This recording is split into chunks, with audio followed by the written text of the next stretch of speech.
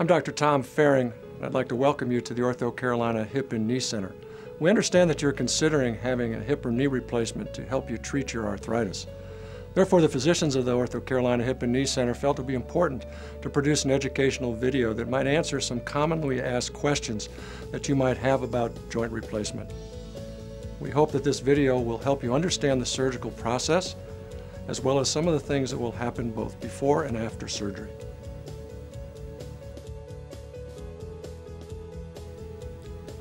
Hello, I'm Dr. John Masanos from the OrthoCarolina Hip and Knee Center. I've been asked to talk to you today about when you may know it's time to have a hip or knee replacement. So for you, as a patient, when is the time right to consider hip or knee arthroplasty surgery to help with your function? With regards to hip and knee arthroplasty surgery, these successful surgeries can be implemented at any time, but mainly they're done to restore function and diminish pain. So these would be the main two tenets of any elective orthopedic hip and knee surgery. When I have individuals who are considering hip or knee replacement surgery, I usually ask them a series of 6 questions. If they answer yes to any of these questions, or perhaps the majority of the questions, then it's certainly a good indicator that it may be the appropriate time to consider a hip or knee replacement.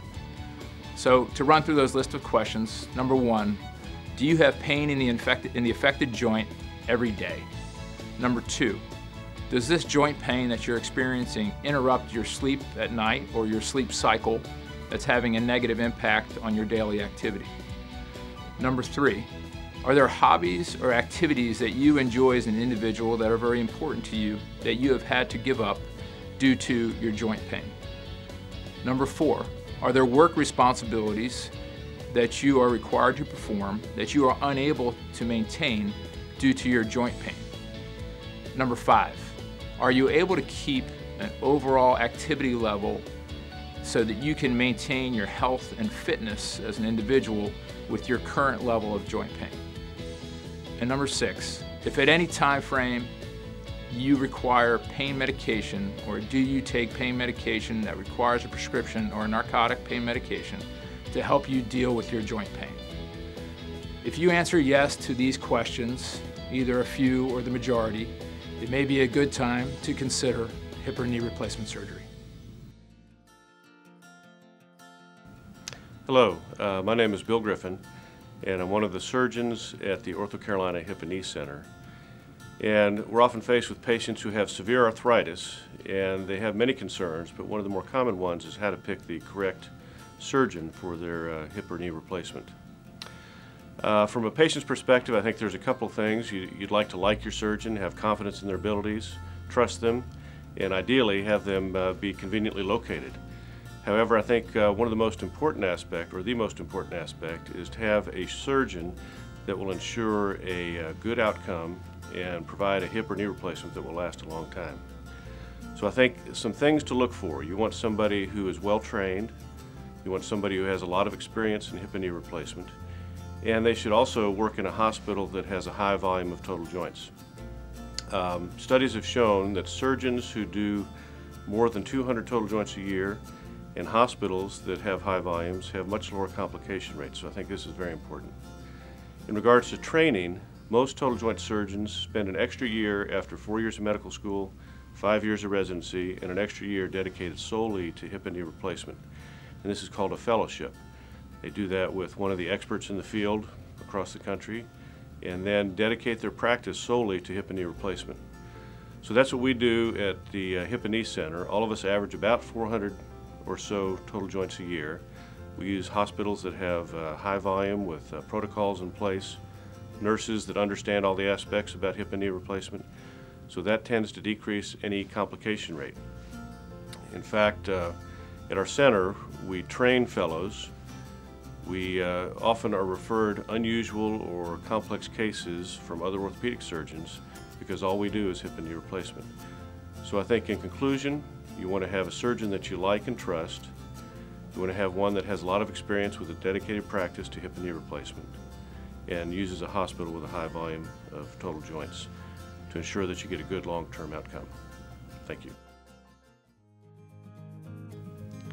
I'm Dr. Tom Faring. Many times patients ask me whether or not they're healthy enough to undergo this type of surgical procedure.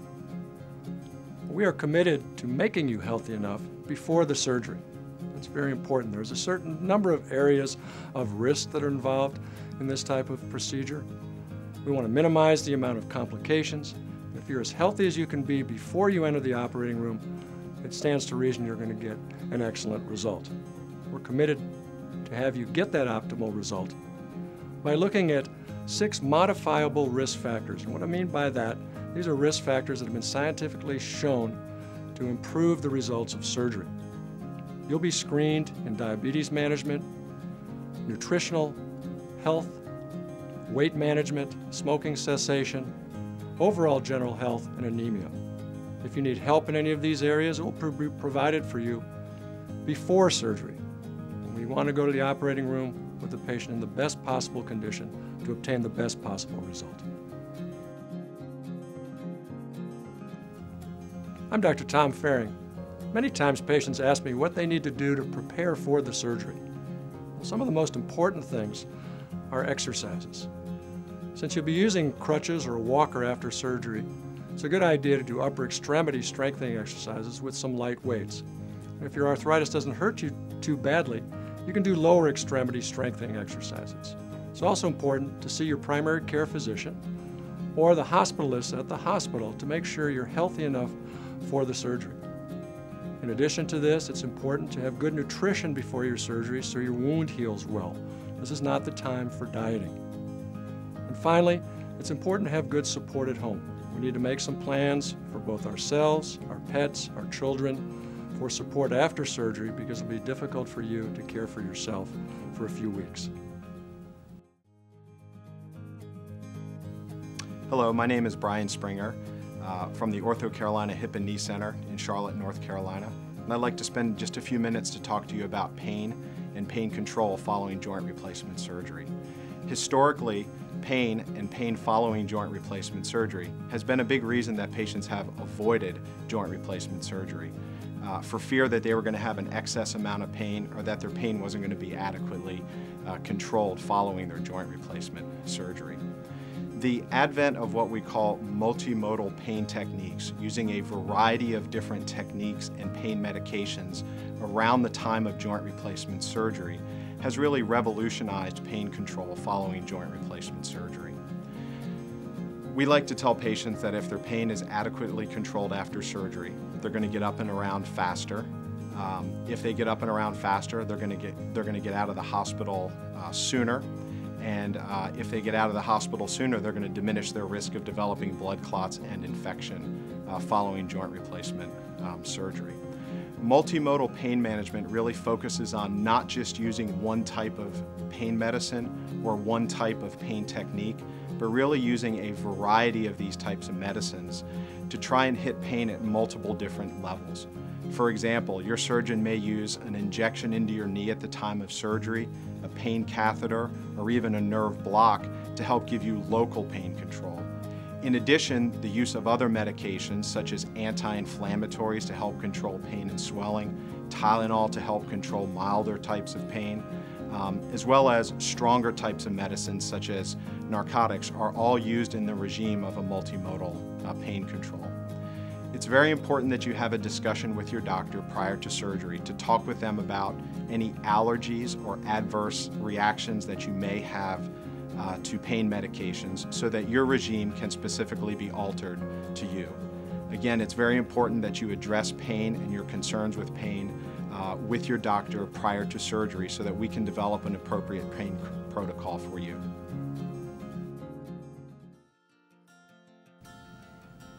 Hello, my name is Walt Beaver. I'm one of the hip and knee surgeons here at OrthoCarolina, and I'm going to talk to you today about perioperative, the perioperative time between your surgery before and after the surgery. We call the time right before your surgery and right after surgery the perioperative time.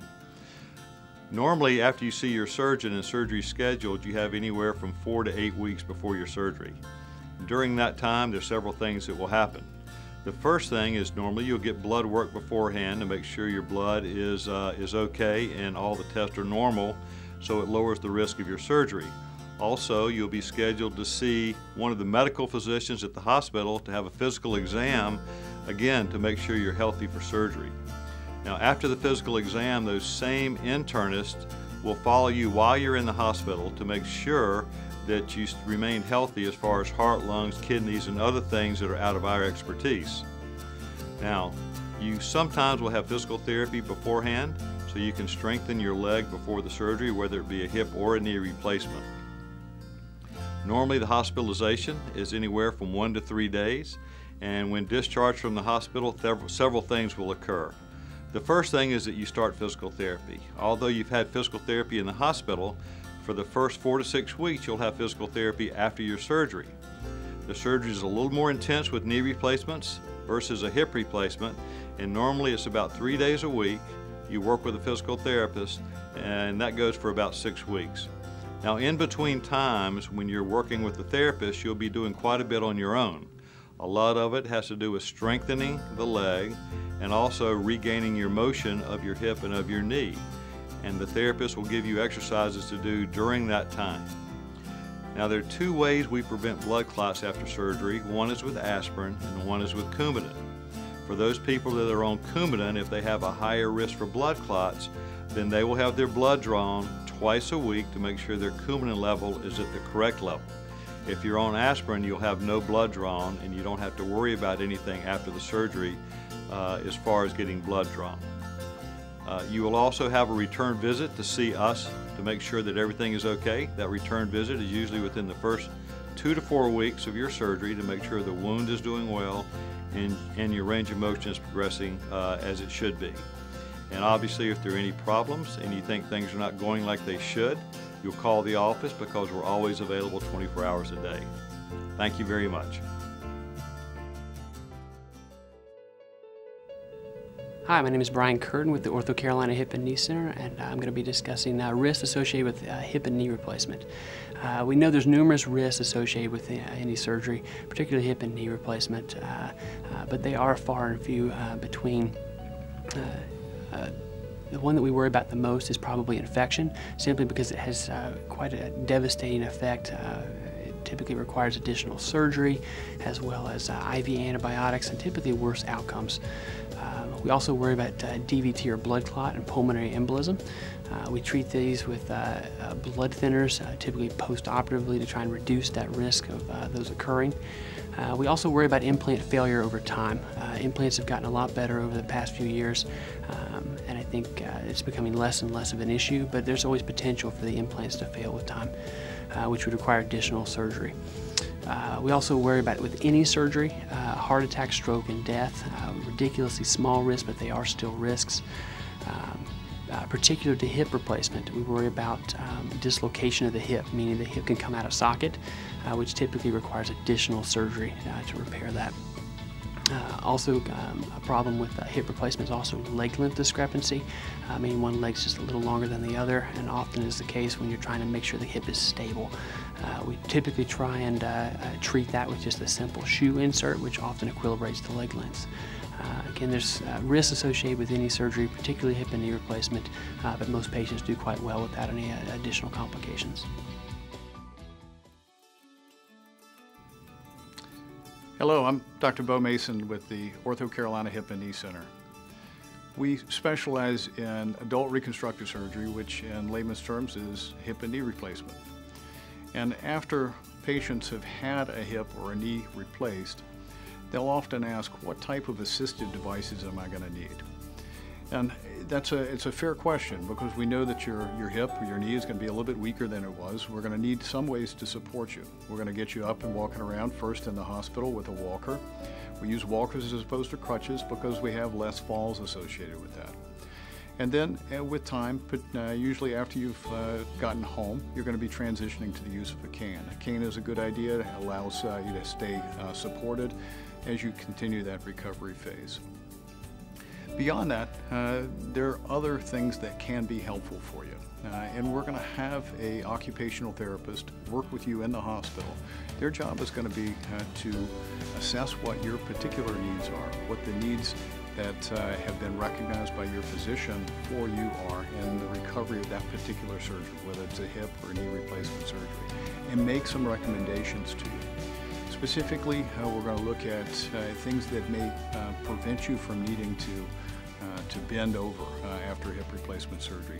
Some surgeries will require limitations in how much flexion you can have in your hip, and consequently will give you an elevated toilet seat.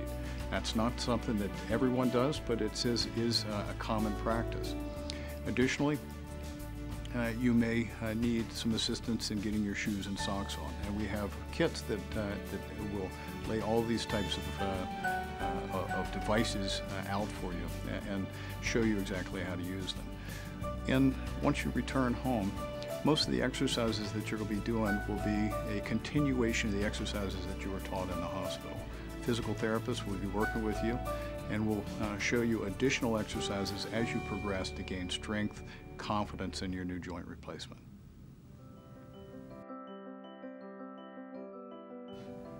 I'm Dr. Mokris with the Hip and Knee Center at OrthoCarolina, and today we're going to talk a little bit about the recovery after total hip and total knee replacement. When a patient has decided to have a joint replacement, oftentimes they want to know, how long am I going to be in the hospital? How long is therapy going to last? How long am I going to need help at home with somebody to be there for me? And when will I be able to return to work or back to my normal daily activities? Well, all patients are different. Patients have comorbidities. They have problems with their weight. They have problems with diabetes. They have problems with heart issues. We try to optimize our patients prior to surgery so that we can have them return safely and have a short recovery after their surgical procedure. For a hip replacement, normally patients are well at 4 to 6 weeks. For a knee replacement, it might be a little bit longer at 6 to 8 weeks because of the complexity of the knee joint.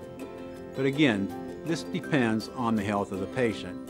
If I have an unhealthy, overweight patient, I'll probably try to optimize that patient by getting them into a weight reduction program, getting them nutritionally healthy, which will make their recovery much safer and much shorter.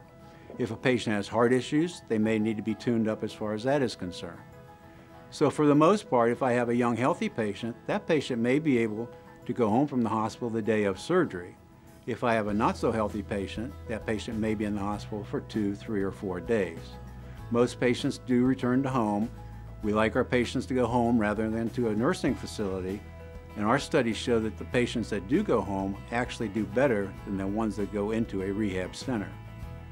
So for a young, healthy patient without medical problems, that patient may stay overnight or go home the same day. For an unhealthy patient, that patient may be there 2 to 3 days. Patient's physical therapy will begin immediately, and that can last for 4 to 6 weeks depending on the aggressiveness of the patient and how deconditioned the patient was prior to surgery. Patients do need somebody at home when they go home. They need somebody for 2 or 3 or 4 days. If a patient is healthy, it may be a couple days. If a patient is unhealthy, it may be a little bit longer than that. As far as walking aids, most of my patients are off walking aids by 4 weeks, some as long as 6 weeks, depending on the patient and again, how deconditioned they were prior to surgery and how many other comorbidities they have. Patients always want to know, when can I return to work? I'm a big believer in getting patients back to work immediately. I think work is good therapy. So when a patient wants to go back to work, I let them go back. If that's 2 weeks or 3 weeks, that is fine, if they can do it, if they have a sedentary job. If they have a more laborious job, such as a dock worker, it may be 8 to 10 to 12 weeks, depending on how much lifting and walking they need to do. So the recovery is dependent not only on what we do, but the patient's health, their conditioning, and hopefully we can all have a nice, short, safe stay for every one of our patients. Thank you. We hope you enjoyed the video and that it answered some of your questions about joint replacement. The physicians of the OrthoCarolina Hip and Knee Center are committed to you having an excellent result and walking again in a pain-free manner. We hope this video is a step in that direction.